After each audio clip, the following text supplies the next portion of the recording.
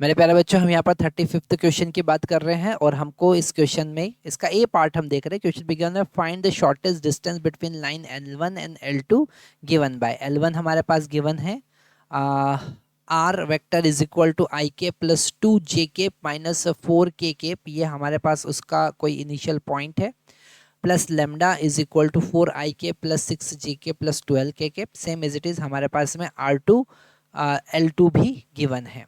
ठीक है, अगर हम यहाँ पर B1 और B2 देखें, मतलब डायरेक्शन रेशियोज देखें, अगर हम B1 की बात करें, फर्स्ट लाइन के डायरेक्शन रेशियोज अगर हम देखें तो B1 वेक्टर जो होगा वो गिवन है 4 i के प्लस 6 जे के प्लस 12 के।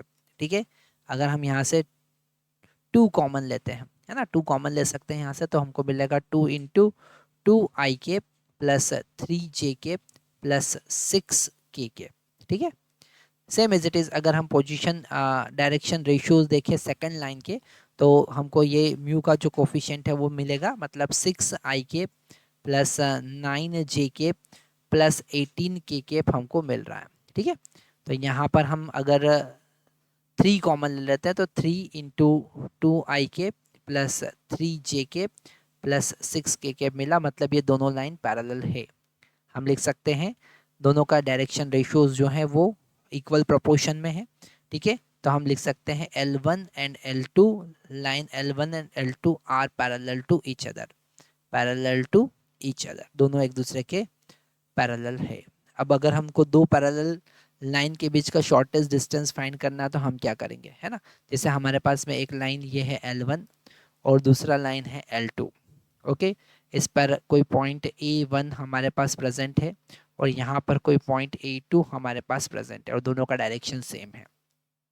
अगर हम यहाँ पर इन दोनों को कनेक्ट करते हैं, मतलब A1 और A2 को हम कनेक्ट करते हैं, तो हमको एक वेक्टर मिलता है A2 माइनस A1 वेक्टर।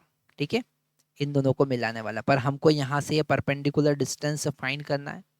ठीक है, ये परपेंडिकुलर डिस्टेंस फाइंड करना है। अगर हम ये एंगल थीटा कंसिडर करें तो ये जो परपेंडिकुलर डिस्टेंस D होगा वो होगा A2 माइनस A1 वेक्टर का जो मैग्नीट्यूड है इनटू साइन थीटा।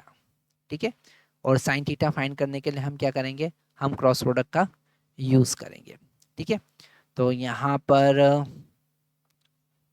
हम अगर साइन थीटा फाइंड करना चाहते हैं तो हम लिख सकते हैं D is equal to, finally जो हमारे पास फॉर्मूला बनेगा वो हम लिख सकते हैं A2 माइनस A1 वेक्टर जो होगा उसका क्रॉस प्रोडक्ट हम B के साथ में करेंगे divided by magnitude of B, तो हमको यहाँ पर फाइनल रिजल्ट मिल जाएगा। ठीक है, तो हम सबसे पहले फाइंड करेंगे A2 माइनस A1 वेक्टर। ठीक है, तो A2 माइनस A1 वेक्टर मतलब हमको इन वैल्यूज़ को सब्ट्रैक्ट करना, तो 3 माइनस 1 2 i हमको मिलेगा, यहाँ से 3 माइनस 2 हमको मिलेगा j, और यहाँ से -5 माइनस 4 हमको मिलेगा -k। ठीक है, तो ये A2 माइनस A1 इसका क्रॉस प्रोडक्ट हम B के साथ में करेंगे।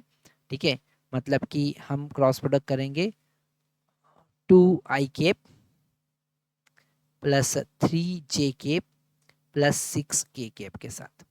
ओके, तो हमको यहाँ पर मिलेगा A2 माइनस A1 वेक्टर और इसका क्रॉस प्रोडक्ट B वेक्टर के साथ अगर हमें करना है तो हम यहाँ पर लिखेंगे I1 i j और 2 1 माइनस 1। ओके, और फिर हम B के कोफिशिएंट लिखेंगे, मतलब 2 3 6, और इसे सॉल्व करेंगे तो हमको मिलेगा i इनटू ये हो जाएगा 6 plus 3 that is equal to 9, है ना, फिर माइनस j, फिर हमको ये क्रॉस प्रोडक्ट यहाँ से यहाँ करना है ना, तो हो जाएगा 12 माइनस प्लस 2 मतलब कि 14, है ना, प्लस k, फिर यहाँ पर हम इसका मल्टीप्लाई करेंगे 2 का 3 में, दैट इज 6 माइनस 2, 6 माइनस 2 मतलब कि 4, तो क्रॉस प्रोडक्ट हमको मिला।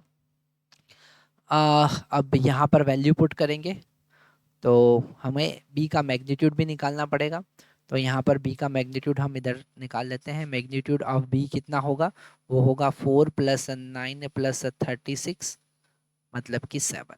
ठीक है, तो यहाँ पर हम वैल्यू पुट करते हैं, दोनों का क्रॉस प्रोडक्ट कितना है, इसका मैग्नीट्यूड कितना होगा, इसका मैग्नीट्यूड देखें तो ये हो जाएगा 81 + 250 सॉरी 81 + 196 + 16 और इसका रूट। तो इसे हम आगे सॉल्व करेंगे तो हमको मिलेगा रूट कितना मिलेगा, रूट 293। ठीक है, सारी वैल्यू हम यहाँ पर पुट करेंगे, हमको मिलेगा रूट 293 डिवाइडेड बाय मैग्नीट्यूड 7। ठीक है, तो ये हमारे पास उन दोनों के बीच का क्लोजेस्ट डिस्टेंस